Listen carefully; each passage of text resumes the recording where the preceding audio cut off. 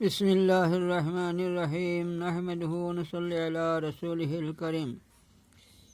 একদিন মহানবী সাল্লাল্লাহু আলাইহি সাল্লামকে আলিম ও আবেদ অর্থাৎ জ্ঞানী ও তাপস এর মধ্যে পার্থক্য জিজ্ঞাসা করা হলে তিনি বলেন, তোমাদের একজন সাধারণ মানুষের তুলনায় আমি যে মর্যাদার অধিকারী, উক্ত আলেম জ্ঞানী ব্যক্তি উক্ত আবেদের তুলনায় অনুরূপ মর্যাদার অধিকারী।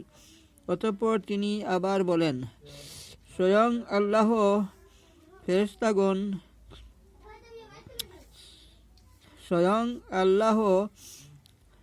ফেরেশতাগণ আসমান ও জমিনের অধিবাসীরা, এমনকি ভূগর্ভস্থ পিপীলিকা, পানির মধ্যস্থ মাছ পর্যন্ত ওই ব্যক্তির ওই জ্ঞানীর জন্য দোয়া করে, যে মানুষকে কল্যাণকর ইলিম জ্ঞান শিক্ষা দেয়। বর্ণনাকারী হযরত আবু উমামা বাহেলা, তিরমিজি, দারমি। ইসলামের নবী শিক্ষকের মর্যাদা সম্পর্কে বলতে গিয়ে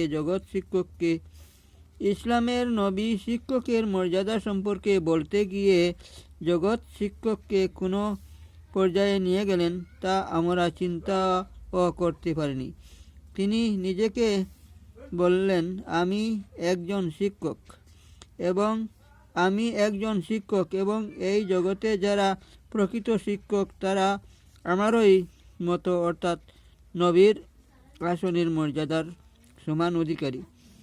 আল উলামা ও ওয়ারাসাতুল আম্বিয়া, জ্ঞানীগণ নবীদের উত্তরাধিকারী। ইসলামের নবী একজন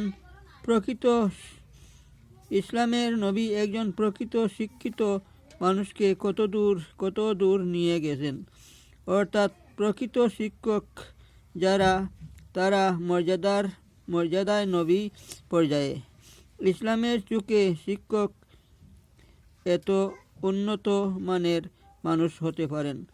ওমা আলাইনা ইল্লাল বালাগ।